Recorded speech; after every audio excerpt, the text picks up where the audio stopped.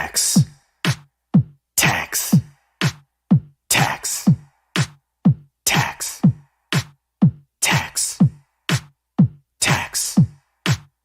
Tax. Taxation. Tax.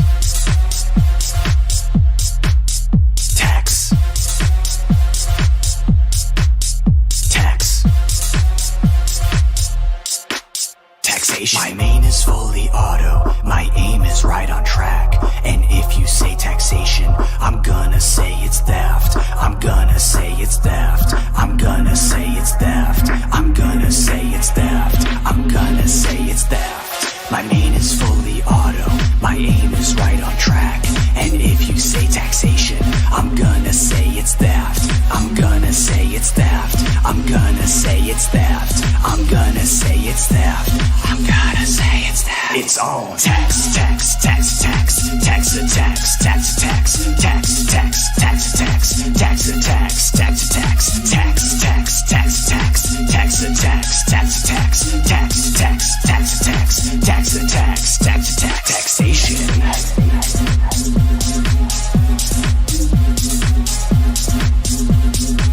It's theft.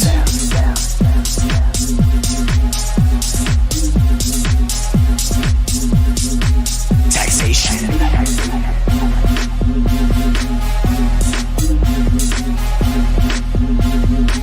It's theft. My main is fully auto, my aim is right on track. And if you say taxation, I'm gonna say it's theft. I'm gonna say it's theft. I'm gonna say it's theft. I'm gonna say it's theft. I'm gonna say it's theft. My main is fully auto, my aim is right on track. And if you say taxation, I'm gonna say it's theft. I'm gonna say it's theft. I'm gonna say it's theft. I'm gonna say it's theft. I'm gonna say it's theft. Taxation's theft.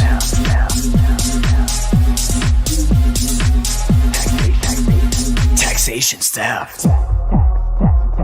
Tax a tax, tax a tax, tax, tax, tax a tax, tax a tax, tax a tax, tax, tax, tax, tax, tax, tax, tax, tax, tax, tax, tax, tax, tax. Taxation's theft. Theft, theft, theft, theft, theft, theft, theft, theft, theft, theft, theft, theft, theft, theft, theft. Taxation's theft. Theft, theft, theft, theft, theft, theft, theft, theft, theft, theft, theft, theft, theft, theft. Taxation's theft.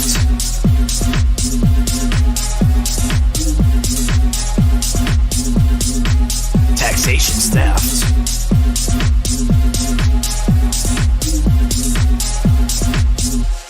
Also extortion. Taxation's theft. Theft, theft, theft, theft. Taxation's theft. Theft, theft, theft, theft. Taxation's theft. Theft, theft, theft, theft. Taxation's theft.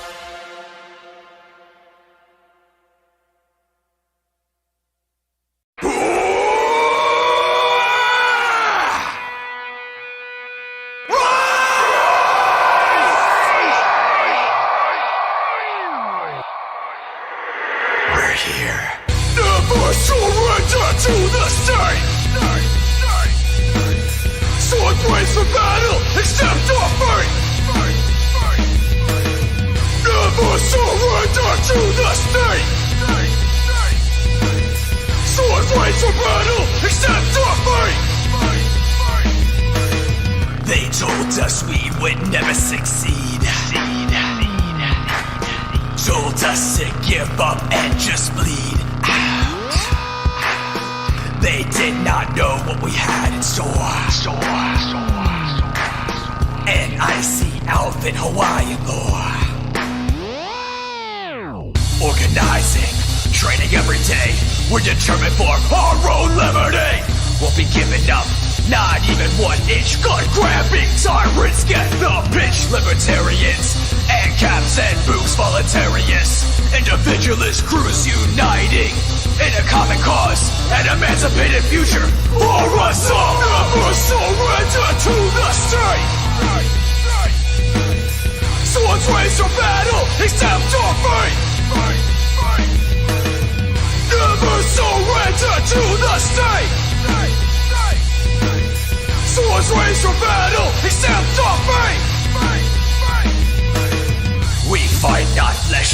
blooded spear, fighting an enemy and idea. That theft and murder is okay, so long as it's done by the state. A freer future, we will seek no consternation in our fleet intimidation. We'll not stray our motivation to end the state sweat of our brow. Precipitate that ancient tree, cultivate waves flowing endless, aquagate the roots are growing, liberate. Never surrender to the state. Swords raised to battle, except to free. Never surrender to the state. Swords raised to battle, except to free. Never surrender to the state.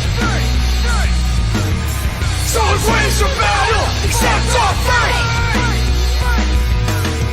Never surrender to the state. Swords raised to battle, fuck the state.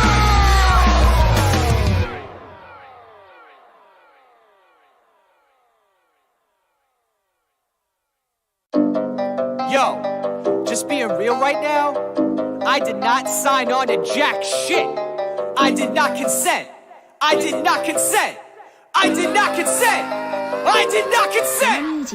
I did not consent to all these evil endless wars, and I did not consent to you robbing me for the poor, and I did not consent to the drug wars prohibition, the mass incarceration, crony clandestine vision, and I did not consent to throwing children into prisons. They call it public schools, really status superstitions, and I did not consent to the phony Fed Reserve, fiat forced to fill the bankers' pockets undeserved, and I did not consent to the taxes on my land, a neo-feudal slavery of serfs by the tax man, and I did not consent to a draft or conscription. My body's not your property for military missions. I do not consent. I will not be silenced. These stated shackles cannot stop my liberation sirens.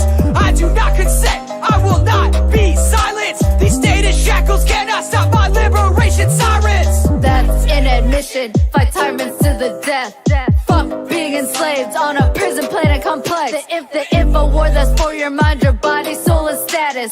Waged by pedo politicians, whole world ravaged. I did not consent to the nasty no-knock raids.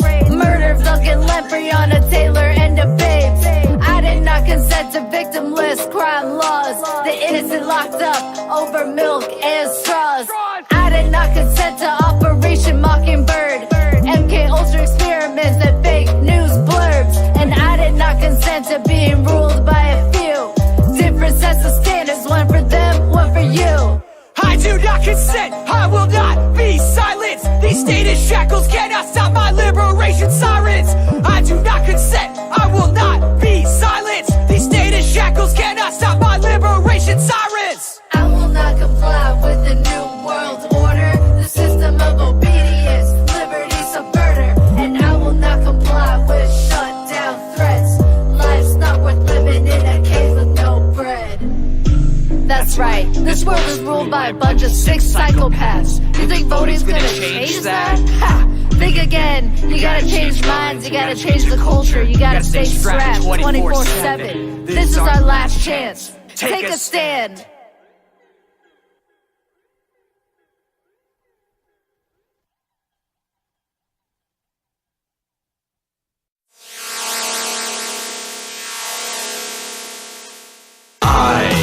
Want you to end the Fed, the creature from Jekyll Island. It's time to get out of debt. I need these feds out of my head. I want you to end the Fed, the creature from Jekyll Island. It's time to get out of debt. I need these feds out of my head. Aldrich, Warburg, Davison, Vanderlip, and Andrew co-conspired, viciously enslaved me and you. 1910 was the year of evil actor actions. banking on a Fed Reserve monetary coup. They legislated secretly in perfect fascist fashion to cover their intentions of pillaging the masses. 1913 was the year they brought the bills to life. 'Twas the night before Christmas Eve, running through their height. I want you to end the Fed, the creature from Jekyll Island. It's time to get out of debt. I need these feds out of my head. I want you to end the Fed, the creature from Jekyll Island. It's time to get out of debt. Get these feds out of my head.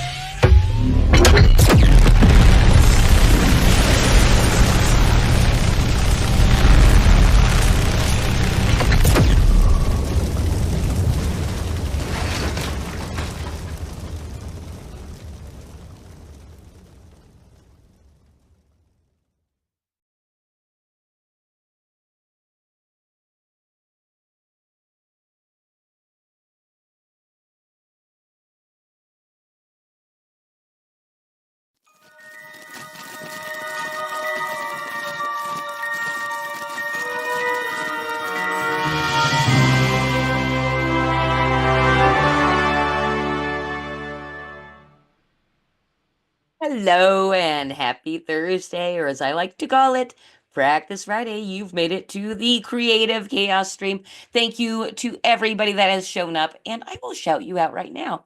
I gotta say, what is up to Jim Bone checking in over on the Rumble, and Vulcan Lives, Flatus Assfire, and Nat Rain. Oh my gosh, Nat, that is a newer Flip City contributor. What is up, brother? Good to see you. I don't think you've ever come and watched the Creative Chaos. So hello and welcome. We love you. Thank you for contributing to Flip City Magazine. And I don't see anybody checking in over on Pilled yet. Thank you, everybody, for being here for the Thursday night Creative Chaos. I've got a really great guest tonight for you. For anybody that was here early enough to see the opening house band, that is our guest. I don't know, and once I have them on, I will credit them appropriately, but I know it is Jack V. Lloyd and the Philosopher, but I don't know exactly what they call their band. So we're going to really credit them once I bring him in. But first, everybody knows that Creative Chaos is sponsored by Flip City Magazine. Normally, I would bring in the Batman, but he's going to be late. All right, so anybody out there that comes here for the Batman, you're going to have to just chill for a little bit. He'll be here a little bit later. We're going to get into the sponsored by Flip City. Something awesome happened this week. We got a shout out by the Salty Cracker. We love the Salty Cracker. He is the one that really helped launch Flip City into kind of prominence. And we're going to watch his shout out because I like it. Speaking of Kelsey Cade, I just got my Yeah.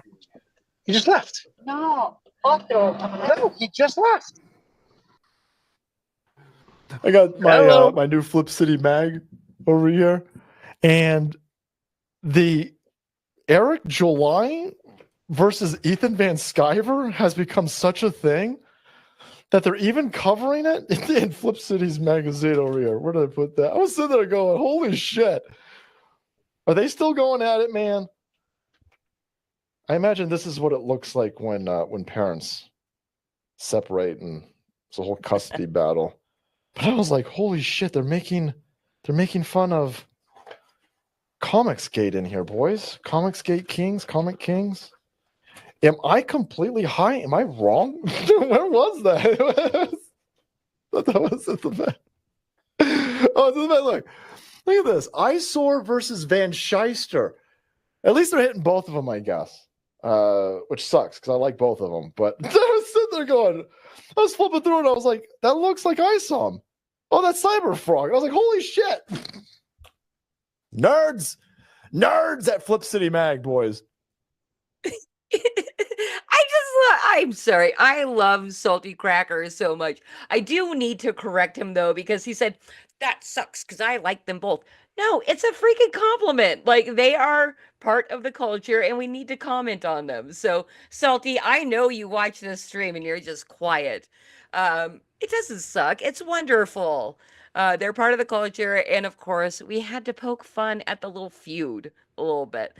One thing that I'm not sure that you heard at the very beginning of what Salty Cracker was saying is he was thanking his mods.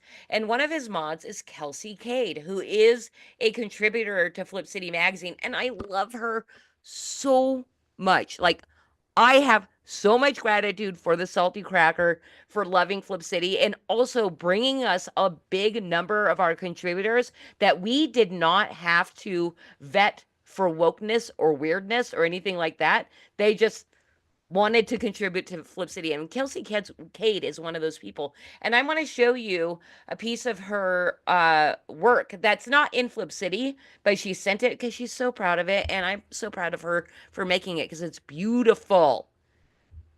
That's a painting, y'all. Kelsey, that is fantastic work. And I asked her specifically if she is selling this piece, and she is. It is an 18 by 24. I didn't ask her the medium. It looks like it's probably acrylics on maybe a canvas, but it's 18 by 24. Beautiful work. It's for sale. It might have already been sold. I don't know. And I did hear, did Batman get here? Hello. Can we bring in Batman? Hi, Can you hear me? Batman. Can you hear me? I know you love that piece. Isn't Kelsey awesome? I do love that piece. I made her an offer already. She wants to evaluate her options, and I understand that. But I told Well, her look she at should her go. definitely, yeah, oh, for sure. I told her she should definitely make like copies of it, professional prints of it, and sell the prints as well, because Scott Libedo does the same thing and makes a killing on the smaller versions, even if he never sells the big one, because people love his work but may not be able to afford a full-on painting like that he does. You know, all the Yeah. ones that he's done at the Trump rallies have all been donated to those people, those individuals. The one of the firemen that got killed during the Butler rally when they shot at President Trump, that one that he did of Corey Compin, I can't think of his name, but anyway, the fireman, they wound up giving the painting to the wife and family. So his widow and his kids were at a ceremony afterwards where they got the painting later that night. So stuff like that he does is just incredible. And he sells the smaller versions of them for, guess how much? I have no idea. What number president is our illustrious Oh, King what, Trump? 4,500? Nope, 47. Oh, 4,700? He is now our 47th president right now. So Oh, he sells them for so he $47. charges them for $47. Exactly. So I said that to our dear guest that she should do the same thing in honor of President Trump. And she said that's a great idea. So expect to be able to buy, if you guys can't afford to cough up, you know, several $100s for this piece of art, then you're better off just getting a cell for $47. Yes. There you go. Get I a nice, darling. You're all good to go. A nice print. And that's the thing too. I know Kels isn't set up with any kind of store or anything, but anytime Flip City can help a contributor make some kind of extra money, we will do it. So if she ever gets that set up, I'll be sure to be telling you guys here on Creative Chaos. And if anybody that is interested in giving Kelsey an offer for the original piece of art, just contact me. I like X the best. That's at Kitty Flip City. Contact me and I'll make sure that you get in contact directly with Kelsey. Anyway, love the girl. Oh, one other thing too. I gotta say congratulations to her because she's pregnant with her third child and she's gonna have a boy. So I'm excited about that as well. So that bumps the price up of that painting, y'all. She's gonna have a baby. Hey, so I this work is at painting. yeah, I know. I'm trying to create competition for you, baby. I know. So if somebody buys me out and comes up with the right number for Kelsey, then I'll just buy one of her one of her prints for $47. So there you go, Kelsey. You got my money one way or the other, girl. Nice. Hey, and then real quick, I just wanted to check in with the chat one more time before we ask you to like, share, and subscribe. Or okay, that already happened. Like, share, and subscribe, you guys. But I see that over on YouTube, Levi Skeen just popped in saying hail to the chat. He didn't even say hi to me. Hi, Levi.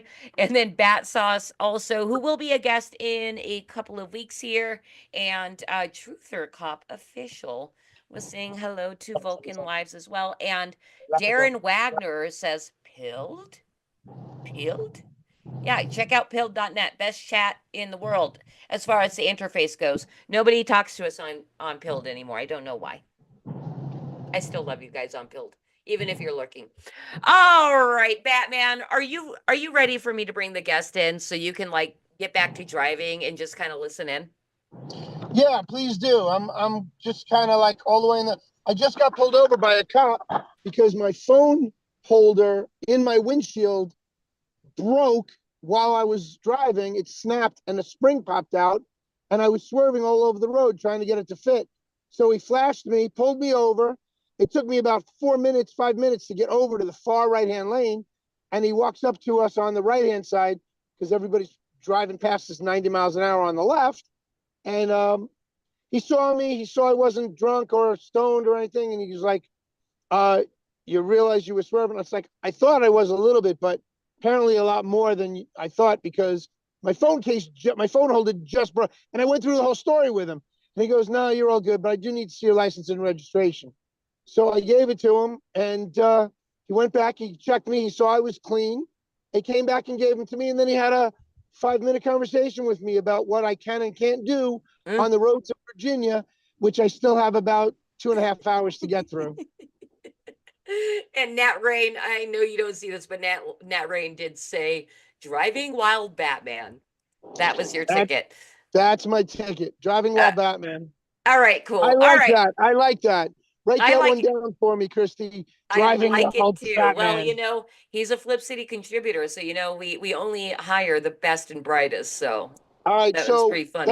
that's a cartoon he's gonna have to make. Ooh. I'm driving while Batman. Dude, Batman will pay good money for. mustache.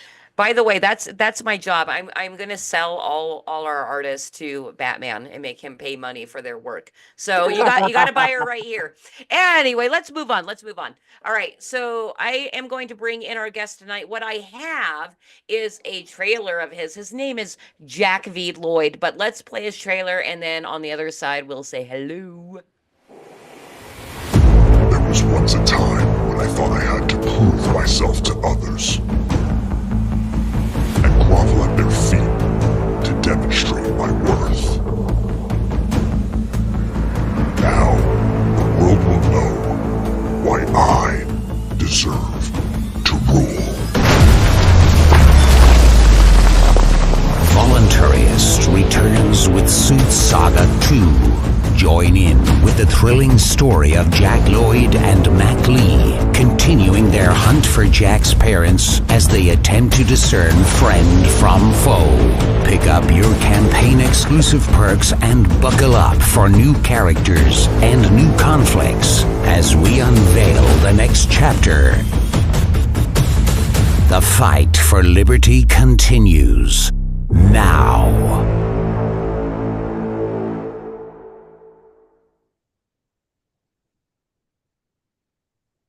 Hey, listen, I'm all about the fight for liberty in whatever form it takes. And in this, it is a character in a comic book.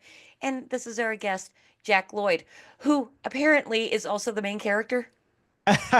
No, I'm not the main character. I use that as kind of a moniker alias just for the purpose of promoting the comic series. So it's hard to get the word out sometimes. And so I figure when I use that, it gives people something to search up.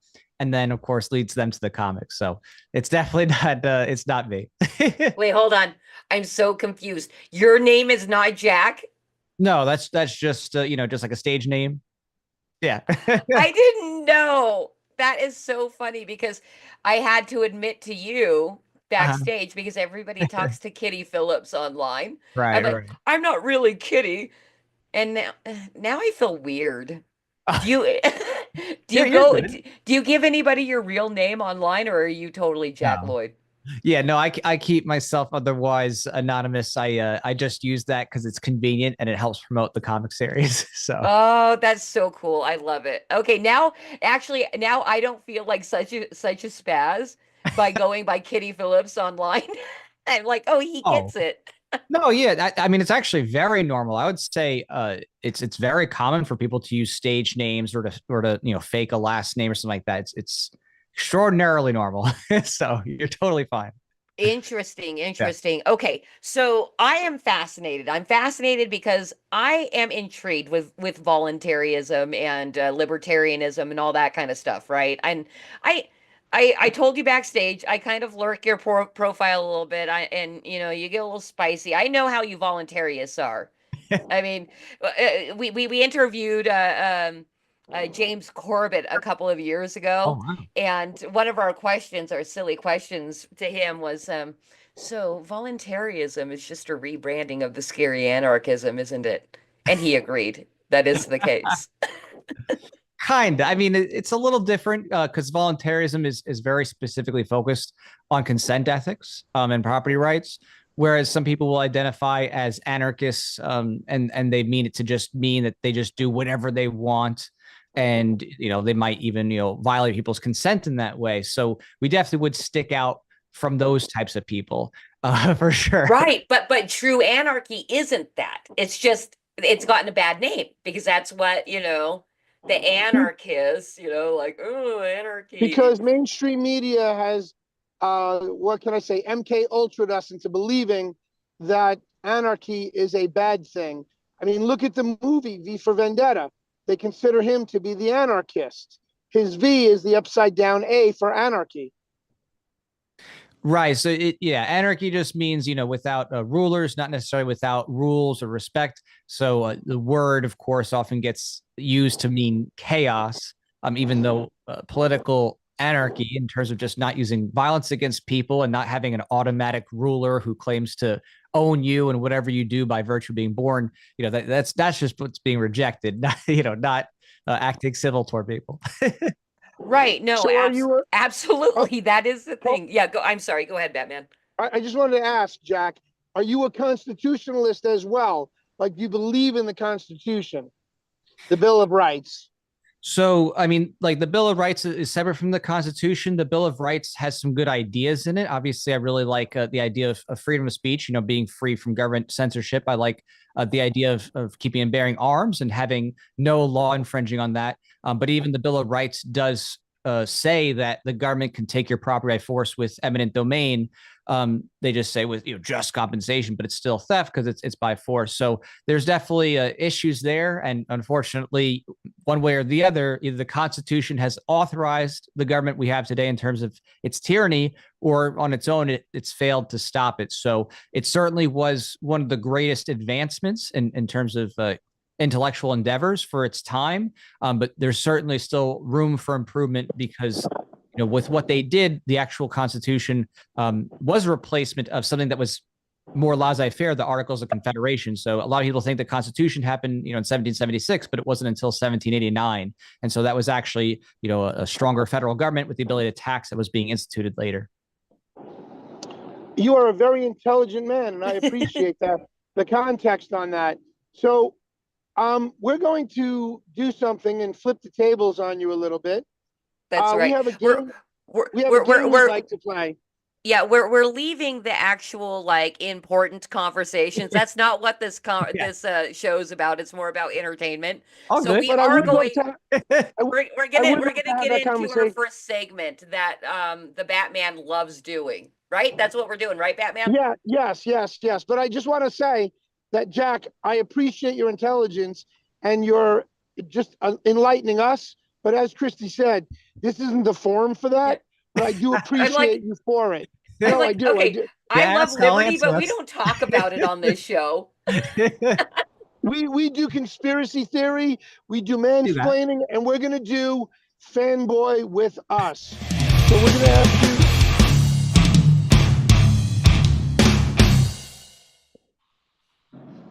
That's right. And Batman, it's all you, baby. All right, so we're gonna ask you a series of rapid fire questions, and we just want your first immediate answer because we know that that's first thing that comes to your mind. So, real quick, your favorite character. It can be from a movie, it can be from a comic book, it can be from any genre. Your favorite character. That's a lot. Could I include the thing that's behind me, Godzilla? Yes. Whatever, Okay. whatever you want. Whatever you want. Yes. Godzilla. I mean, the writing's on the wall right behind me again, So just want to make sure that was on the table. I can't see it, character. so please describe it to me. Oh, I see. I'm sorry, I'm driving. Oh, you're good. You're good. Right. So behind me is a giant array of Godzillas inside a case, and I'm wearing a Godzilla t-shirt. So I take it you're a Mothra fan. well, Mothra's pretty cool, but I'm a big fan of the big G, and G-1 was the best thing to happen, in all of Godzilla history, in my opinion. It was an incredible movie, best Godzilla movie of all time. It was just an amazing masterpiece. It's actually my favorite movie as well. So, what year did that come out?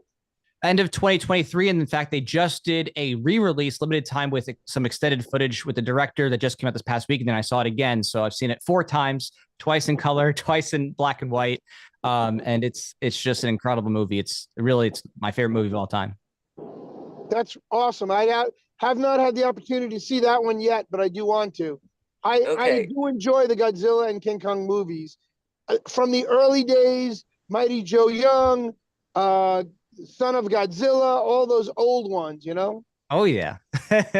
That's funny. The Harryhausen claymation stuff is just amazing. All right. Well, you've intrigued me to at least go look, because I've never thought of actually watching a Godzilla movie. But now I know somebody that's a giant fan. It'll be a new experience for you, Christy. Just do me a favor. Do me a favor. Smoke a beer and drink a joint. You'll be fine. Okay. Sounds good to me. All right. Next, do you remember the next question, Bruce, or do I need to help you out? Favorite food? Pizza. We get that a lot. And New York style, specifically. Exactly. There you go. Yeah. Pepperoni or meatballs? Usually I just do extra sauce, but if I have to choose, I'll choose pepperoni. There you go. All right. That's Italian. That's Italian. All right. Favorite drink, alcoholic or non-alcoholic? Doesn't matter. Non-alcoholic, it would be, coffee at this point, just to stay awake. Yeah, we thrive on coffee around here too. Yeah, we do. Love my Brazilian Bold from 7-Eleven out here. All right, Christy, hit me. I'm drawing a blank. Yeah, what's funny is you told me to take notes, and I'm supposed to be your boss, and I'm taking notes. Hold on, because I'm driving. Oh, you said character, movie, right? Favorite movie? Favorite band or favorite type of music. Oh, that's right. No, favorite band or musical artist. Thank you. Yes, that's the correct term. So it's a wide variety of music that he makes, but it'd be considered electronic dance music of sorts and trap music. And Diplo is the producer / musician who makes it. And Diplo, didn't he do something with the guys who created Gorillaz? I believe so, because he's worked with a lot of different people. He's known for both curating artists and doing a lot of different crossovers. So yeah, interesting. Yeah. Very cool. Yeah. All right, so you're an electronic man. Yeah, I listen to a lot of either electronic music or trap music, which is like a bit electronic rap. Yeah. Interesting. Yeah, I've Okay. heard of trap before, but I'm curious to ask, have you ever listened to Switched on Bach or Switched on Beethoven, which is synthesized versions of Bach and Beethoven, and they're sped up a little bit? No, I haven't. I haven't heard that. No. It's techno Bach is what it is, No, and yeah, it's amazing. It happens to be very good. I gotta check it out. It sounds fun. It's a Yeah, Yep. switched on Bach and Switched on Beethoven. Okay. Batman, just so you know, I believe you're losing connection because we lost hearing you. Just know we're gonna move on. When you come back, you're back. And I just gotta say, Truth or Cop official, I think, was just kind of responding to what you were saying earlier, Jack, that it's true. Give me your property now. Right? It's basically at the barrel of a gun. Yeah. And then Nat Raines says King Kong is better than Godzilla. Ooh, that's offensive. That's what this show's about, actually. It's, we really try to offend our guests. We do our very, very best. So you can we'll check in at the end to see if you were sufficiently offended by the end. Anyway, I am curious as to why you started the Voluntarius series, especially back in 2012. Like, that's been a long time. Like, what made you do it? So for me, I was looking around in the culture. I've been a big fan of comics and comic-oriented movies just growing up. Obviously, all the fun nerddom behind me as well with giant monsters. And I wanted to do something that intertwined my interests with liberty, but also, with the superhero genre, just because I didn't really see much out there that had that kind of content. And especially what I noticed is that there wasn't anything that had it where the state wasn't a default norm good. So, in most movies or shows, either the state is considered a default normal good, or maybe it just has some bad apples. And if you fix the bad apples, then, the kingdom's saved. Right. So there really wasn't this theme. And I was like, man, that's sorely missing. Like, I want something where that's not the norm. And so, I took a look to see if there's any edge cases. Like, I looked at the, Anarchy series in Batman with the ANA, RKY. It wasn't really that, it wasn't really the style that I was going for. So I was like, okay.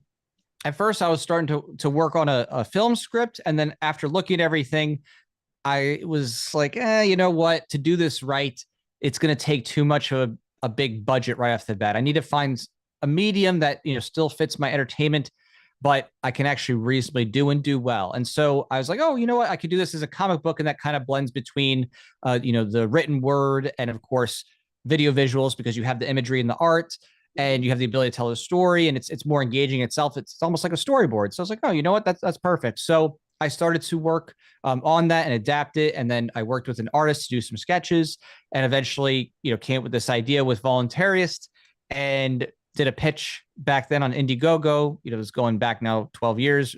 So I was, kind of at the forefront of this. Wait. Did you do the thing where you're forward facing, speaking to the camera? Because that's how crowdfunding videos used to be. Like saying, hey, this is my idea and you should support it. Yeah. Like super cringe. But that was what people were doing. Yeah. Mine was a little bit more like, there was a little bit more of entertainment with it. In my really old videos, we did kind of an entertaining opening, a kind of funny thing. We're in this like dungeon layer talking about it, and then a pitch. So I did do a pitch to the camera eventually. But yes, in the earliest Indiegogos, definitely there was, talk to the camera parts. But I was also early on like doing kind of whatever I could to make cinematic trailers and to kind of kind of dramatize it, so that I have some of that there as well. Nice. Yeah, the very first crowdfunding that we had ever done was for a documentary in 2014, and we did the thing, where you do have to, but we had, like you said, we did have a lot of other cinematic things, like we cut together a preview trailer and stuff like that. So we had other fun stuff, but that was my least favorite part, was talking to the camera. So I'm so happy to see that in independent publishing, that seems to have completely just gone out the window. Like nobody cares to see the creator anymore. Yeah, I mean, I would say these days it's more common that people are doing either kind of a simple preview of the comic and voiceover, or they do like an, animated comic thing where they, or, motion comic is what it's called. And they take some of the panels and they have some movement to it. That's usually more common now than just doing a pitch where you're talking to the audience. So yeah, I mean, it definitely, there was a time where you might have to talk to the audience kind of and build some initial trust with the face-to-face thing. But these days it seems to be less necessary. People actually are seeming to want to see some of the artwork and be teased Right. more. So. You know what? You know what? It may be because of the evolution of the live stream and what you do as part of your campaign now that didn't really exist back then. So if somebody's that interested in knowing you and backing you as a person, which actually makes me really nervous in the crowdfunding, I'm like, dude, like if I don't do well, that basically means people don't like me personally. Like that sucks. It could be. It depends. Yeah, I mean, it could be the content, it could be the person, but it definitely is something that can be overcome still. I mean, I've done this before where you might hire voiceover artists. You can even go on Fiverr and get somebody to, give you that in case it's just kind of scary or tough for a person. I have a video out there that actually says how to, publish your own comic series independently. I do have a very robust course on it that's on YouTube. You could watch with no cost or anything like that. So I talk about that, ways to get around that. If for whatever reason you're nervous on camera or you feel like you're not going to present well, it's not a big deal. There's ways to get around that these days. So Cool. So you're about helping out other people. oh, definitely. I have quite a few videos and other things with helping creators just be able to do better in their crowdsource fundraising and their pitches and stuff like that. So I've done a few of those things. Yeah. That's really interesting. I love that you're voluntarious in this creative movement and everything. I'd love to know your own personal opinion of how important, because this is after my own heart, by the way, how important it is that just regular everyday people start creating, and people that aren't creating but have the money go back them. Like it's huge. This is one of the ways we win, in my opinion. Definitely. Yeah. I mean, it's certainly a way to counter what's going on with Disney and DC. More than ever, people are tired of what they're putting out. They're not paying attention to what fans want. They're putting in agendas and ideas that are really just not interesting, or people are even interested in seeing it all. And so there's never been a bigger opportunity for people to capture different types of audiences who are looking for something different or looking for something unique, more than the stale stuff that they keep pumping out with the same exact plots, predictability, and then they just swap out whoever it is based on their sex or their sexuality or race. And you're just like, okay, this is just, terrible. Yeah, I just watched, I think it was the Venom Carnage movie the other night. I know I tortured myself a little bit watching it, but I was like, whatever. So it's stuff like that. You just see it and you're like, man, like, they just keep letting down people with not really paying attention to what it is that people want. And it seems like they don't care. It seems like, even for what I've seen recently, Bob Iger and the fight with him and Ryan Reynolds, it seems like they really are willing to throw away even some of the good things they have, like they had with Deadpool. So it's not looking good for them, but it's looking good for us, people who are creating and providing the alternative. So Yeah, like I would have to agree. And you were a lot kinder in that description than I was expecting, because you're an anarchist and you're mean. Anyway, so yes, anybody that's watching and does not already seek out the independent and the gritty and what I freaking love. See, that's the thing. I think you're a little bit younger than me. I remember the 90s when people actually sought out the most underground, weirdest zines and everything, and that was a thing. And then now we have the internet at our fingertips, but it doesn't seem as much a thing anymore. Like everybody's just waiting for DC and Marvel and Hollywood to just stop with their shenanigans, and then all will be forgiven. The industry saved. And does it feel that way to you?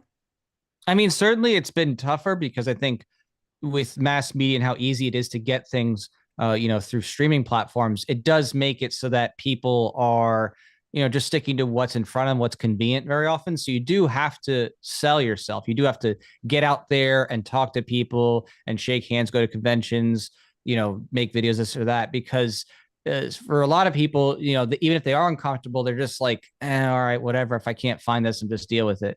So a big part of that shift is letting people know that there are alternatives. You know what I mean? Some people just need to realize that it's not as hard to jump into something else as it might seem, and that or once to be maybe kind of scarce to see that coming around. Now, with the crowdfunding platforms and self-publishing platforms, it's not that hard anymore to be able to get those things and to get all kinds of content, physical or digital, right to you as part of either subscription or, something that's delivery on demand, that kind of thing. So, Yeah. Hey, so I'm interested also because, like you said, you've been doing this since 2012, and I'm sure you have a pocket of your audience, that they come and back everything, and you possibly even have like your people that really support you because they just love what you're talking about. Um, how did you find them at the beginning? So, I mean, if we're going all the way at the beginning, like every other, crowdfunding endeavor, by and large, I started friends, family, people I might know on social media just immediately. And so that kind of gave me that first push. But past that, the people who I'd be reaching out to would be people who enjoyed content or things that I was posting otherwise. So, content's really king as always when it comes to that. You need to have means to attract people to what it is that you're doing and saying. And without that, it can be hard to reach people, now. Back then, I mean, it was like, shooting fish in a barrel because you didn't have the social media censorship.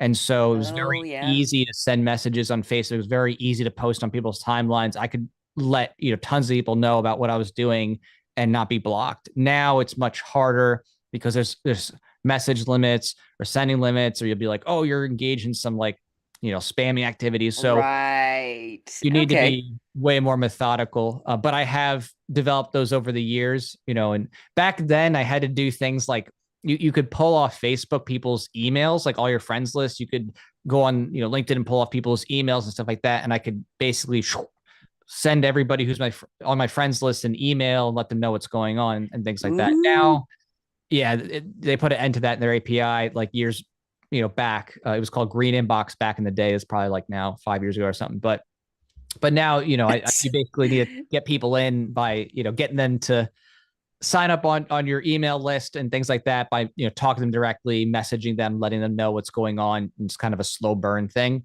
But Right. because I had built it up over the years, I kind of had that core fan base relatively to, carry it forward. Whereas if you're starting now, it is a lot harder unless you have already kind of an existing fan base for whatever reason that, you have people following you. Then it's a little bit easier because then you can reach out to them or get them to sign up for an email list so they'll get hit right away with that message that, hey, the campaign's up or the comic's available for sale, whatever it is. But it is more of an uphill battle than it was if you're doing this in Right. Yeah. Yeah. So you got in there before, the whole weird spammy thing and all that, and all these rules being, put in place. Well, something that interested me while like I said, I've lurked you and been a weirdo and stalked you on the internet. Was something that I found really interesting that I need to hear the story is on one of your websites, because you got a couple of them. You say that you're well known for creating the viral "taxation is theft" meme or something like that. Like, that's kind of mind blowing because it's huge. Now, is this true? Are you claiming something that doesn't really belong to you, or I have to know this story? Yeah, no, it's 100% true. So Okay. there used to be a big page that rose in popularity between the end of 2013 and especially, about the end of 2019, called Anarchy Ball. And I was one of the earliest admins of it, a part of a kind of ragtag team of people who would make memes about liberty, specifically anarcho-capitalism, voluntarism. And for many years, we used this page to knock down all types of comments and arguments from socialists and communists and anyone who just, hated liberty. And so we used the meme format and these, balls, which at the time they were really popular for political balls. If people remember that, Poland ball and a bunch of their balls. So they're these balls, and then, that you would create stories out of those and characters and things like that. So during the course of that in 2016, there was someone who was writing an article saying that, oh, taxation is theft isn't like a great concept to tell people. And he was making it seem like as if, people just, don't get it, or it's just useless to say. And it's like, this is ridiculous. I'm like, what? I'm going to make this go mega viral. So I take this image that's like this thing that says 7 things every child must hear, or every kid must hear. And underneath that, it has, nice, normal things like you're loved, I'm here for you, and all that stuff. And then in the midst of it, it says taxation is theft. So I post that on the page, and I knew that many people were going to just look at it quickly and their eyes would gloss over that. They just see the first couple of things and just share it. It's like, oh, that's so nice, right? Okay. And it worked. And basically it was mega viral with millions of people, engaging and sharing all this other stuff. Really? Yeah. So you did it with the intention of exactly that, of like, oh, this is sweet. Yep. Interesting. I like that.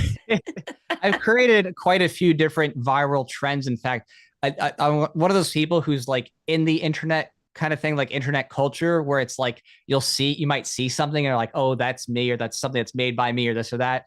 So I got a lot of different zones of that, but that's one of those zones. And what's interesting about that image is that, at the time I was, during that time I was actually a state school teacher, which, something I don't agree with. I'm against state schools and they want to get kids out of there. And all but you did it for the money. I did it for a little time, and it was, because I enjoyed aspects of teaching, but it just confirmed as I was doing it, like, no, this is absolutely horrible. And it really made it extra clear and gave me extra food for thought about how to talk about those things and how to unschool. And I have a page called The Honest Teacher where I do that thing, but that's a whole other thing. But I know. We'll have you back at a later date. Don't worry. It's all good. It's all good. So there was another person who was also, funnily enough, another Florida teacher at the time. This person, he's an actually funny story. He's a comics guy who works at a major company now. He's a Godzilla fan as well. And he's an ANCAP. I know it's just crazy synchronicity. But he took that and he changed that line that I put, taxation is theft, to communism has failed every time it has been tried. And then that was put in a classroom and it was shown, he printed it out and put it on the wall. So it was a classroom poster. And people may have seen that meme where it's like that classroom poster on the wall and it has the 7 things every kid must hear. And it has, communism has failed every time it's been tried. So that went viral. Then, it was a spinoff from what I did. And eventually someone took a white and gray version of that. And then Elon Musk shared that. Oh, so it was like one of those, like one thing led to one thing, went to one thing. It was incredible. And this is way before what you see today with what Elon Musk is doing. We're talking, 2016, 2017 arena. Right. So, and I think the one that Elon Musk shared maybe even later. So, basically it was a huge kickoff, and then it inspired many other people to then really focus on that messaging. So when I did that, then there was other people like, oh, let's go full throttle with this. It's popular. It resonates. And so you had everybody, coming up with their own kind of taxation stuff, memes and merchandise. There's this guy named Dan Berman who had a whole page devoted to it, and he was making videos and also their stuff reaching millions, maybe even near a billion people. It's pretty crazy. And then of course, we got faced with social media censorship in response, as you may know or remember if you're there for that. But you know what? You had your wild ride. One of many. Yes, it's not the only wild ride we've had, for sure. It's I'm sure. But what probably my proudest moment, for sure, in terms of kicking off what was something substantial, because this was something too. I was like, okay, did I do this? Because people have challenged me on this. Like, oh, were you really the one? And I went in the Google Analytics. I looked at the timing and I compared it up to other events, like who did what when. And every single time it shows that I had that first virality that it then inspired others, because it was 2 months later, there was this other guy.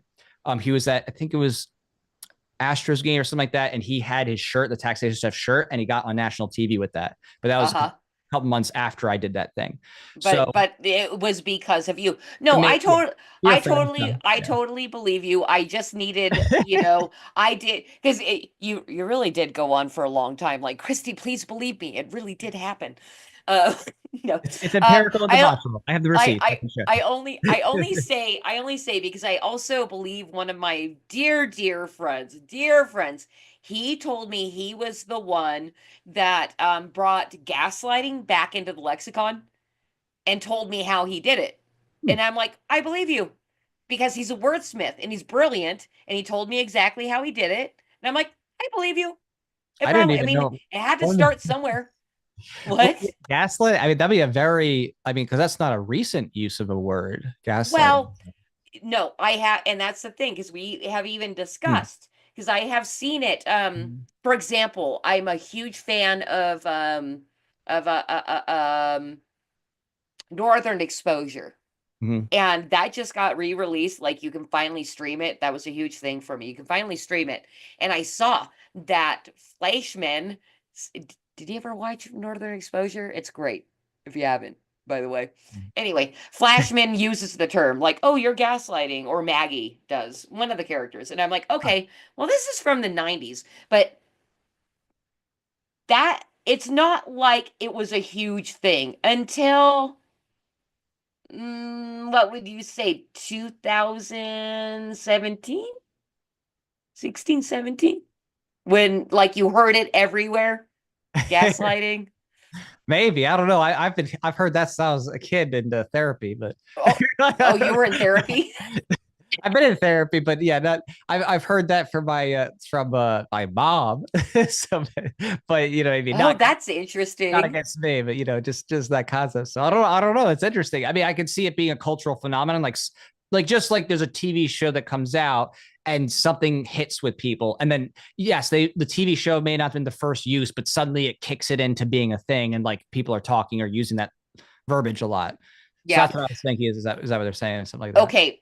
So just real quick, because we do have people watching, anybody in chat that remembers gaslighting being like, because I had never really heard of it or thought of it until, 2016, 17, whenever, it was being used in the media and all that kind of stuff.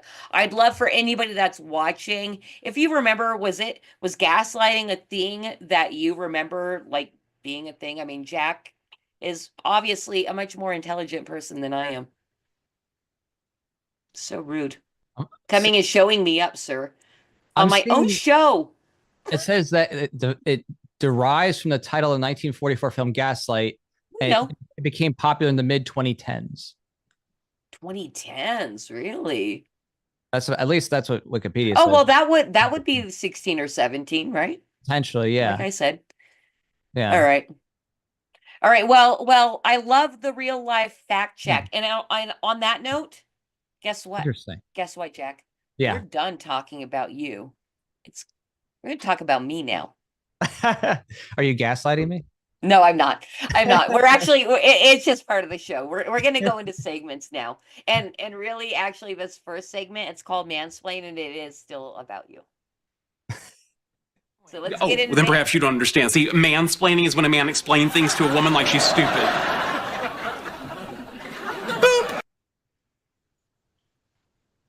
And here we are. We're into Mansplain. The reason we have the Mansplain segment of the show is I think almost everybody realizes that the most hated person on the planet, or at least in the United States right now, is a white straight male. And I'm thinking you're white and straight and a male. I don't mean to assume. Technically, I think so. People would probably count me as white.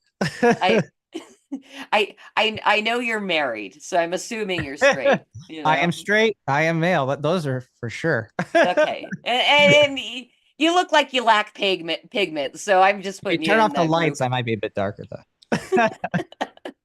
Anyway, so I'm giving you space. I'm giving you space and a platform to speak to my 10 viewers, and anyway, I would love for you to mansplain. And that's the thing. I think we did talk a bit about voluntarism, but I know you're very well spoken on the subject and you talk about it a lot. I just love for you to basically give the elevator pitch to what I would believe is a very conservative audience watching Creative Chaos. Like, mansplain to me why this is the choice to be made. Voluntarism. Absolutely. I mean, for me, I actually come from a neoconservative background, so for me, it's easily relatable. When we talk about voluntarism, it's very simple when you think about your own fundamental values, because in your general life, these ideas are something that would be something that you'd even think about as a kindergartner, right? Like, don't take something from someone else without permission, right? Respect each other's bodies and things like that. You would kind of relate with these basic ethical principles. And when you're looking at yourself as an adult, right, the things that come out to you, when you start to think about, okay, what makes things right or wrong? If you think about punching somebody versus people consenting, like a boxing match, right? You're like, oh, okay, right. If I hit somebody without their consent, that's going to be a battery. But if I'm doing a boxing match, we're both agreeing to fight, right? That's okay. That's not a violation of them. That's not, you're battering them when you consent to a boxing match. If you engage in sex, obviously you want to do that with consent. Otherwise, if it's not consensual, there's a word for that, rape. So that's a pretty big deal. You don't want to do that, right? You want to have voluntary relations that way. And of course, if someone else has something or you have something, you don't want them taking your stuff, right, without permission. Of course, if you want to lend your friend a book, it's totally fine as long as they have permission, so on and so forth. But you don't want to be taken from without your consent. And so when you look at what makes this basic right or wrongness that people think of, especially even in basic criminal norms or even childhood norms, it's really revolving around consent, right? Everything that you want for yourself means that you consent to that, right? It's impossible to want your consent to be violated, right? To want something, right, is saying that you're consenting to it. So it's just this bare minimum concept that your consent matters, and consent is the difference between whether something is acceptable or unacceptable socially, and virtually everybody lives by that basic rule. They do, at least for themselves. They may be hypocrites. They may wish to be able to get away with, murder or rape or theft, but for themselves, they don't want to be stabbed or stolen from or murdered, right? They want to have their consent respected. So that's this kind of bare bones root of what voluntarism is that this consent ethic must be respected across the board. And then it's just a matter of thinking about that beyond just that simple context and realizing that that matter of consent applies to all things. And that just because someone says, well, you were born on this planet and I decide that I'm the ruler and I get to rule you because you're also born here, that I get to have a right to your labor and your property and your body just because you happen to be born on the same planet as me. It'd be like, wait, that's crazy, right? Like, why does this other person randomly get to say whether I owe them money for working or, owe them my body if they say we're going to go to war and so on and so forth. So this consent ethic is just something that gets applied universally. And the more that we have consent respected, the more visible peace we have, right? At an ideal, everybody trades or interacts with others with as much consent as possible. And the further we get away from that, the more violence that we have, the more, theft, murder, rape, and so on and so forth. And so where things get confusing for people is they think, if a bunch of people vote on something, then suddenly, you can magically, through this ballot box, make murder or theft or whatever else able to be legalized because the majority said it's okay. And so voluntarists kind of stand against that. We don't say that, if 51% of people say you can steal from the 49%, that's moral or ethical. We don't say that, if 51% say that you can't have a plant in your home or you can't defend yourself with a gun in your home, like that's ridiculous. What right does 51% have to say with my body, my property? So that applies just across the board, that we reject exceptions to this moral rule just because a group of people say, well, we get to decide what you get to do with your body, your property, when you're not physically initiating force on somebody else, just because we call ourselves government or we say we're the majority and this is democracy. And that's really the root. And so if you can resonate with those basic principles, then everything else starts to become easier. And, there's other things to talk about when it comes to the concept of property rights and other things with economics, but at the root, consent is what matters. Well, that's the thing. I know it gets very, very complicated in all that, but I am so freaking fascinated with volunteer because it does seem like the correct way to organize society, but there's a lot of sticky situations and all that. And I'm sure we can talk all night about it. And I'm freaking sitting here laughing because my cat's being a butt, and I'm just thinking of Godzilla the entire time. He's like he's It looks like a giant cat. Yeah. he's a giant cat in the way. But I think you did a very good, nice, succinct job, and I love that you broke it down into like a kindergartner knows it. So yeah, you know what?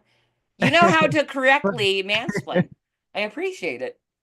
I appreciate it. Yeah. Oh, it's Ben. It's Ben, my friend Ben. You do not know Ben, Jack, but Huh. Ben is the lead parody artist of Oh, Flip City Magazine. We love him very much because Ben is my friend. awesome. Fantastic.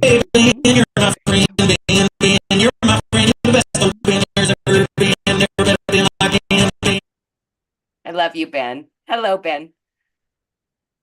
Isn't that fun? Don't we love creative chaos? We have a little song for Ben. Thank you, Cause, for letting me know that Ben is here. All right, it is time that we go into, before we do that, I'm just gonna check in with Batman because I think in chat earlier they were saying that maybe he got pulled over again. Batman, you there? You doing okay? I'm doing good. I'm doing good. I'm just trying to stay in the flow of traffic. We're now doing 70 miles an hour on the thruway going through Virginia, 95 south. Okay, well, congratulations on getting moving again.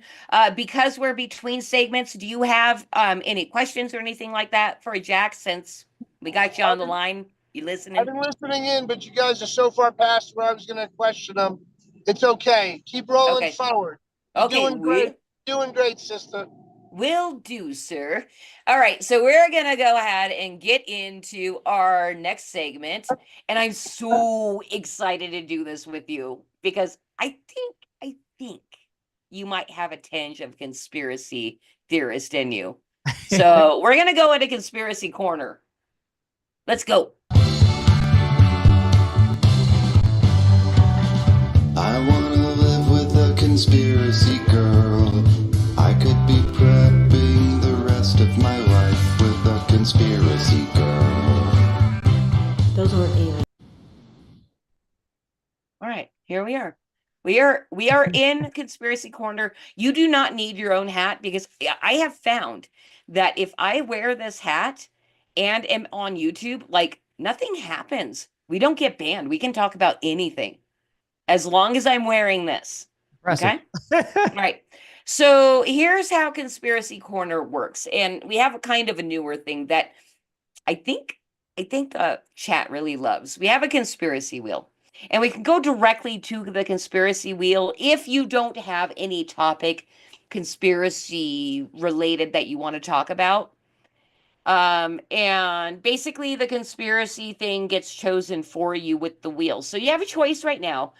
We're all about choices here. I mean, we're not tyrants, right? So you have a choice right now. You can spit any conspiracy you want. We can just talk because we're in conspiracy corner. Or we can go to the wheel and take a chance at like the subject. So what do you want to do, Jack? Jack? Well, I mean, there's fun topics that tie to my comic with Voluntarius because in the comic, there's this predicate idea that the government is using a faked alien invasion to institute a type of martial law.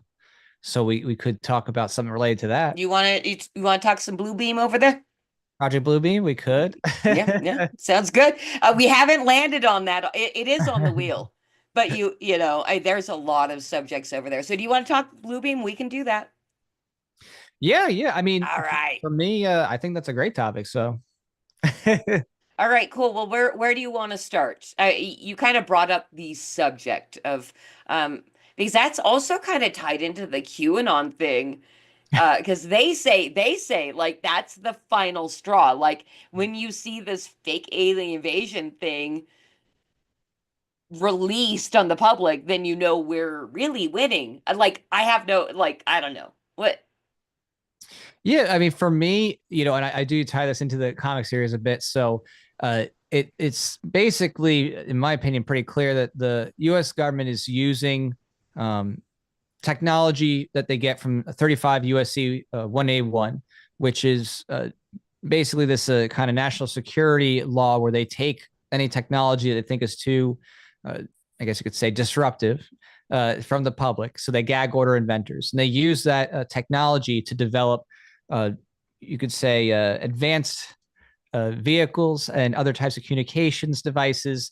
And these things would basically mimic or make it appear that there's a UFO of sorts.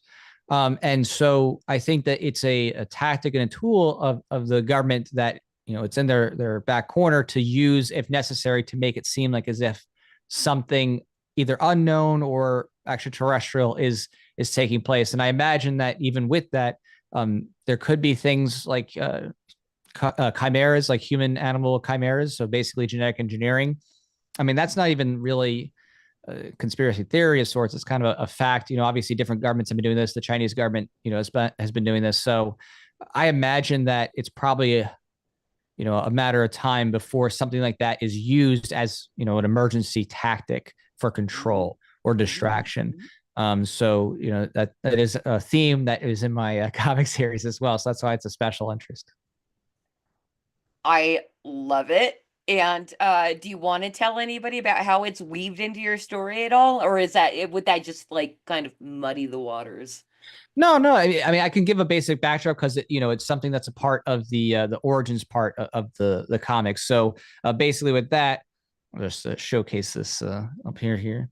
So there we go. So there's the origins.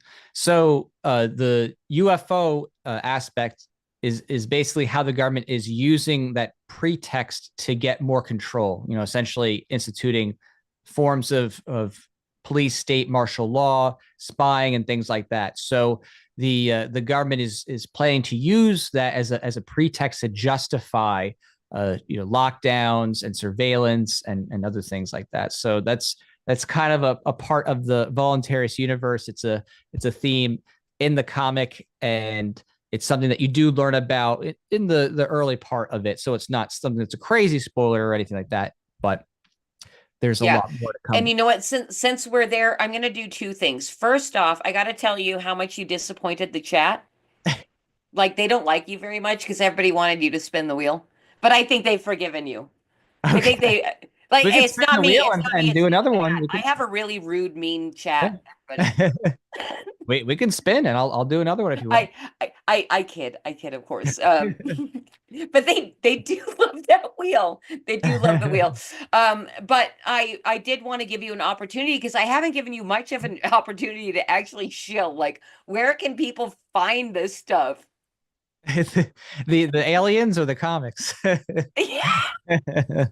Well, I've got a pretty lit chat. Like, for example, Levi Skeen goes, the Phoenix Lights of 1997 were Project Bluebeam.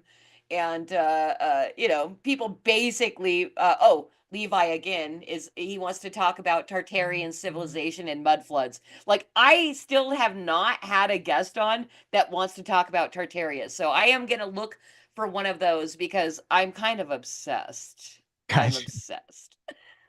Maybe a Thomas Gorence of Paranoid America would be a good fit for that.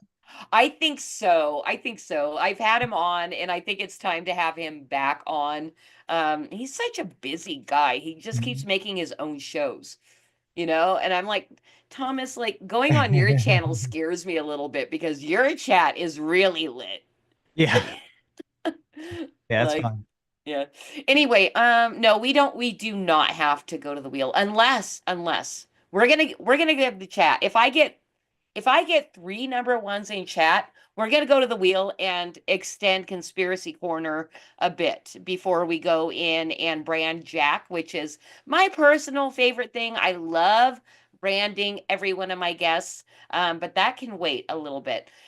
But let's continue on Bluebeam for a little bit because it's fascinating, right? I mean, I had not heard about and you had a very specific term because I do consider myself a conspiracy theorist, but compared to like Thomas Gorence or maybe even yourself, like I'm a freaking little baby, right? So, so basically you were talking about these cryptids have been being manufactured, and that's proven fact. I don't think I knew this. Yeah, I mean, I'm not too sure myself about those aspects. I did remember read a little bit Okay. about that in one of Thomas's latest comics. So I always basically I get the scoop on what's going on with different ideas and theories and histories with it from his stuff. I see. So you follow him for advice. Yeah, he keeps me current. Basically, I have my own knowledge of, and I've read many different texts over the years. You know, everything from Fritz Springmeier to I don't even know. I guess you could say None Dare Call It Conspiracy by Gary Allen and quite a few people. But yeah, I there's some things that I think are have more evidence or credible, and there's obviously things that are more speculative. Uh, but we and my wife definitely cover and have covered a lot of different real government conspiracies. You know, certainly everything from MK Ultra to cloud seeding to, you know, Yeah. you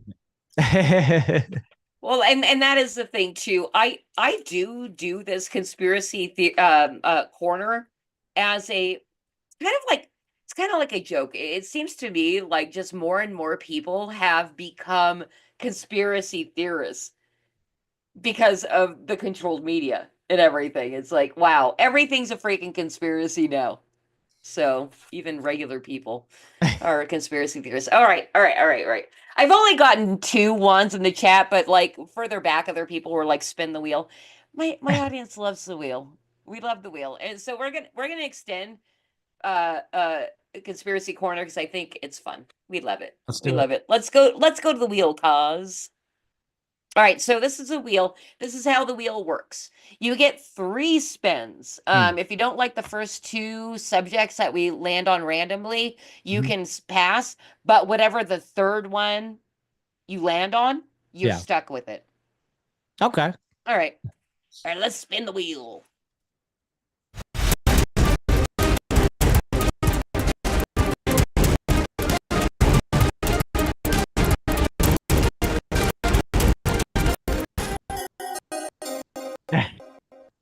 U.S. military industrial complex. I mean, geez, that you can go lots of ways with that.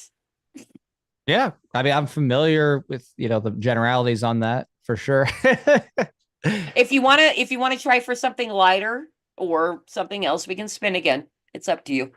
Yeah, I mean, the U.S. military industrial complex is just basically, you know, the long-standing, basically arms of different agencies that are contractors that run a lot of what's going on in the government. You know, Eisenhower talked about them, and you know, today it's a select number of military contractors that continue to lobby for war, because obviously it lines their pockets and their interests to continue to make missiles and all kinds of technology for the U.S. government to use, based on, of course, stealing from us in the first place. So, Right. late, you know, Raytheon is doing well, Lockheed Martin, even Halliburton. So it's quite the you know, quite the perverse incentive, right? That because those politicians who are in office get kickbacks essentially and campaign donations from these groups, and the only reason for their, you know, work is essentially to fund major battles and wars abroad. It creates a big cycle of never-ending warfare and excuses for conflict, and lots of you know, young people's lives are destroyed and Ugh. wasted on lies to perpetuate global intervention and basically global policing. You know, because the U.S. government has some 780 military bases in 80 countries, and you know, 100 so thousand, 130,000 people stationed abroad. And of course, there's plenty others who are, you know, black ops, you know, black book, that kind of thing. So You know, here's what I have found about Conspiracy Corner. Like, we try to keep the show as light and pithy as possible, but I swear, almost every conspiracy corner, we're going down dark alleys and dark paths because I think that's our reality, right? Yeah, I mean, well, it's a tough one that people have to come to terms with often, because sometimes, especially in state schools, they're brought to believe that every single conflict that the U.S. is engaged in is moral or righteous or absolutely necessary, and so sadly, many people learn later, especially if they were enlisted under different pretenses, they learn later that it wasn't done for ethical reasons or necessary reasons. It was done basically to facilitate someone's control and to stay in power and to enrich them based on that cronyism. So it's sad. I think one of the biggest groups of people of late who really had difficulty coming to terms with that would be the people who are in the war on terror in Iraq and Afghanistan, because they did that on the heels of 9/11. And of course, with 9/11, everyone was like, oh my gosh, this is horrible. We got to go fight. And so it was a very tragic situation that, people felt very justified in being angry, upset about, but their good intentions were perverted, into all kinds of Well, and it war was and all done conflict. on That purpose. We all know it was done on purpose. I think For exactly that.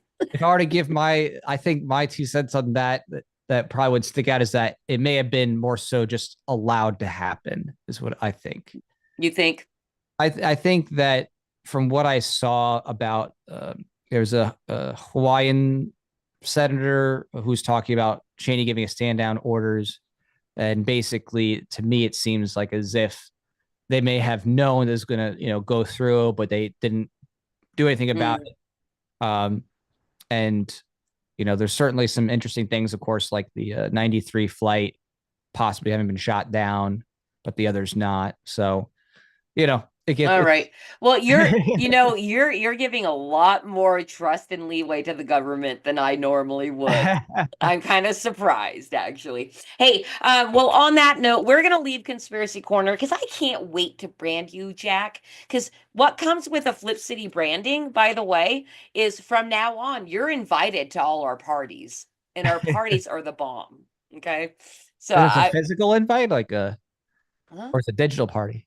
Oh, well, digital parties. But Oh, at the same time, like we cannot wait until like, we get that clout and like and notoriety and all that where we can actually do that stuff where we're like flying people out places like, dude, we're gonna have a real true party, like including and Ben, if you're still out there, I do dream of that day because I want to fly you from Australia to come hang out in the US with us for like a week and party and have a Flip City party because like we need it. We need to breathe out and have a good time. And there's no party that's going to be like a Flip City party. I guarantee you that. Anyway, it's time to brand you. You ready? But not in a weird like sex cult way. It's just a Flip City branding. It's innocent. We love it. All right. So here's how it's working with you tonight. I made a very special thing. Basically the way Flip City branding works is you're forced to read some Flip City content. You cannot escape a Flip City stream without knowing who we are and kind of what we're doing. And I do try to choose things that might interest you. So we did this piece, gosh, I think it's maybe 2 years old. It's about alphabet agencies. And I know you're a smart guy and you probably think you know all of the alphabet agencies, but we discovered 5 of them that I don't think you know about. So we're going to talk about them right now. All right, so I'm gonna read you in here, and then on the next slide we're gonna just go through the titles, and you're gonna choose a couple that you can read up on. So I'm here to educate you now. So everyone fears those 3-letter cringe-inducing acronyms like FBI, CIA, NSA, CDC, and ad infinitum. I'm so dumb. Okay. As it always seems to be, government creates these agencies in the name of managing problems. That is, they always manage to turn them into bigger problems to keep paychecks coming. With that, here are some truly terrifying and awful new alphabet agencies. So on this next slide, we're going to take a look at the titles, and you get to choose the couple that you want to read up on. So we've got the Department of Nuclear and Petroleum Ridicule, the Department of Perpetual January 6th Hysteria, Hip Hop Disbursement Agency, Bureau of Universal Menstruation, and the National Archives of Adult Services, otherwise known as NADS. So, which two would you like to read more about? And then you're going to read about them to the audience. Okay. The Department of Nuclear and Petroleum Ridicule. Okay. That sounds fun. And then the National Archives of Adult Services. All Nah. right, you heard the man, Cause. Let's read up on those two.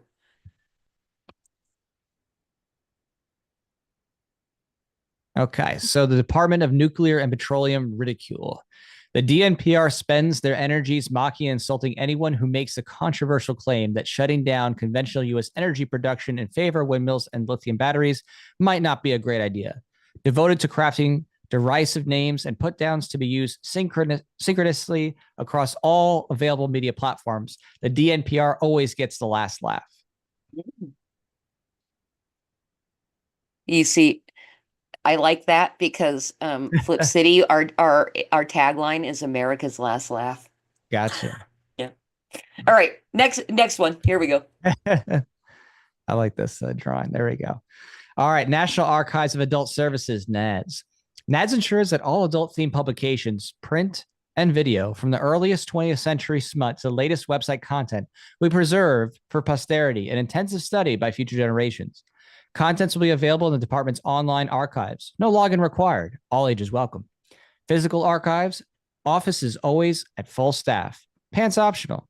Latex gloves recommended.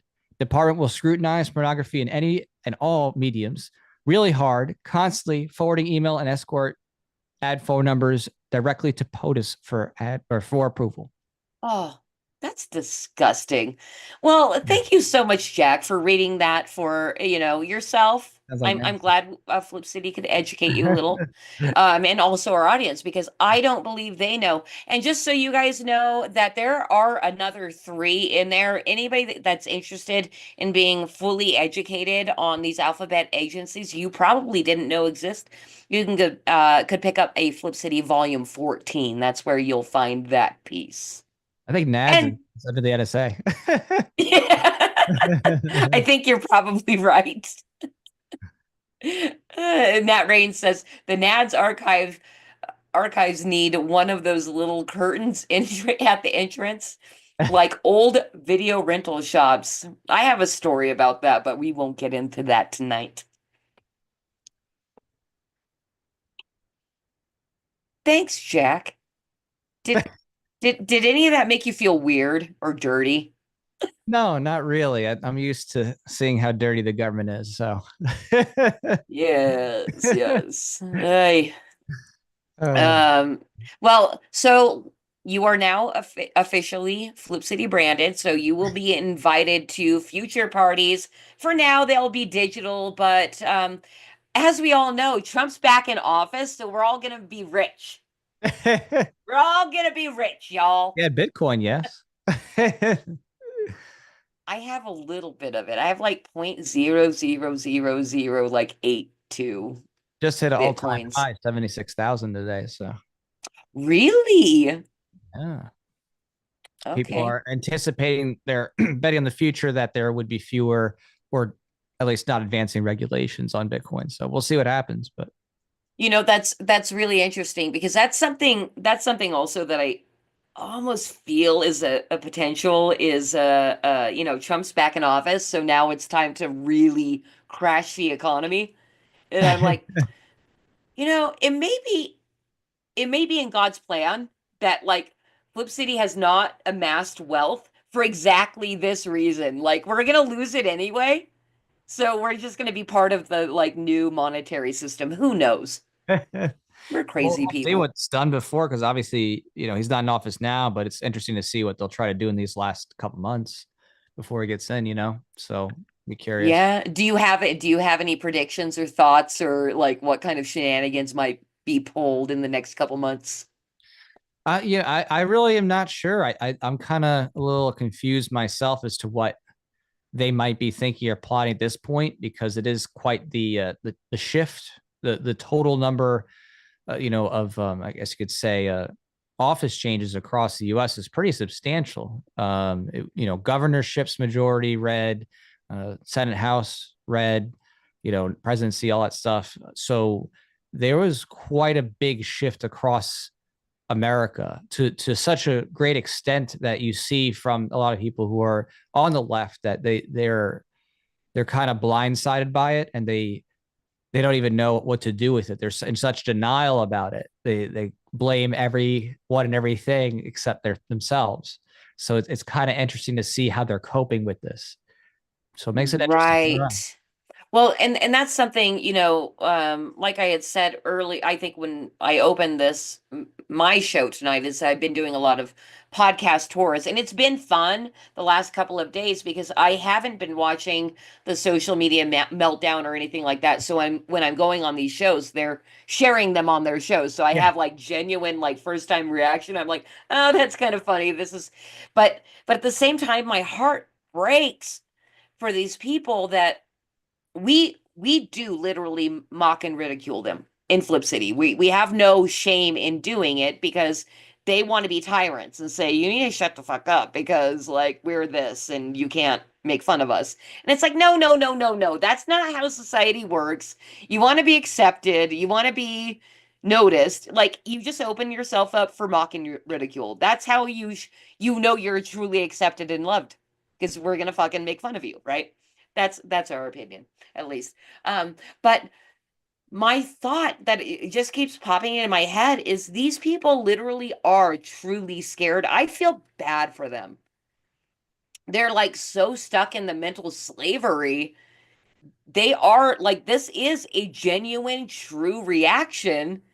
And actually feel really terrible for them because they think me as whoever, me small person doing this thing, publishing a magazine that's naughty, I'm a Nazi and I want them dead or something. It's like, that's really actually quite far from the truth. Like, I fucking love humanity. Like, and it's I'll slap you in the face because you deserve it. Well, I mean, it's tough because a lot of these people genuinely have extraordinarily dysfunctional upbringings, and true mental health issues, and in that process, instead of getting help for those issues, they want to just make them normalized and use it as a point of personality, as a point of connection, as opposed to saying, no, this is actually just a struggle or this is a disorder.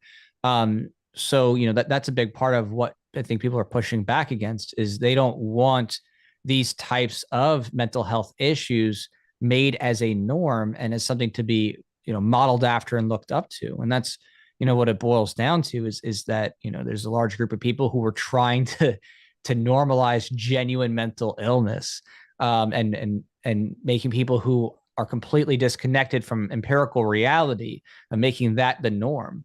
And so I think at some point it just got to everybody's heads, for across middle America, and be like, yeah, this is insane. Like we can't keep doing this and pretending, up is down and left is right and all this other stuff. And that, if you put on a dress, a little bit of lipstick, all of a sudden now you have a full female biology. It's just crazy. So, I think that's kind of come to its head. And now we're seeing that reactionary swing in response to that. Great time to be alive, nonetheless. You have a choice. You have a choice, and I choose to believe this is freaking phenomenal. Like, this is real life entertainment. It's all unfolding in front of our faces. It's a little scary, because we have bodies and like pain and all that kind of stuff. But still, it's a phenomenal time to be alive, and I'm so happy that I got to meet you tonight. I think you're on my list of BFFs, even though you're a weird volunteerist and a little scary. But I think we should be BFFs, and you will be invited to Flip City parties in the future. I want to thank the entire chat for being here tonight. I've had a great time. Vulcan Lives, you are the bomb. I gave you a wrench and you didn't even ask for it, but you've done a good job keeping the trolls away. I don't think they ever come, but like I've never been bothered by trolls on the YouTube. Nat Rain, Newark Flip City contributor, thank you so much for being here, and everybody else. And that's the thing too. I see Truth or Cop official. Is that a friend of yours? Do you know that person? Hey, no. Yeah.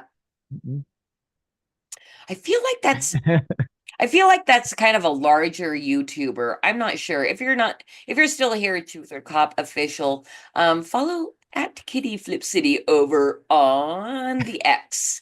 And Batman, I love you so much. Thank you so much for being here. Do you want to give a pitch for your cause, or should we ask for the disembodied voice to do it?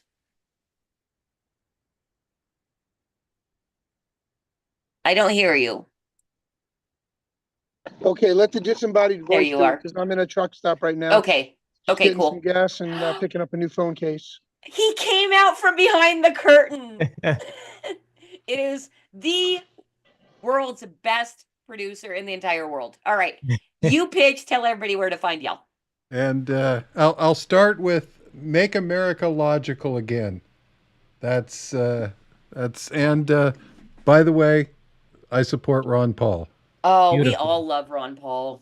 That's and that's an original 92 campaign button that I've had Is since, it really? Yeah. That's cool. Yeah. That's amazing. Since the campaign. And by the way, yes, I love Bitcoin. That of course is just my token Bitcoin. But yes, I do love the Bitcoin. Yeah, I love it. You can find me on Three Beer Men. That's our show with Bruce, and also with Norm Hang 10 Alien Surfer and the Hawk. And beer is completely optional. Besides beer, we also talk about pop culture and technology. We're on Sunday nights at 7 p.m. Eastern, 4 p.m. Pacific, or 7 p.m. Big Apple time, 4 p.m. Avocado time, as Bruce likes to say. And you can find us on Twitter X, Foxhole, DLive, Rumble, Odyssey, Twitch, as long as it continues to still exist, and now on YouTube on the Madness Comic Network. So Major shout out to Madness Comic Network. Thank you guys so much for also hosting Creative Chaos. Didn't mean to step on you, Cause. no, I was I finished. love the madness. That was that was everything I had to pitch.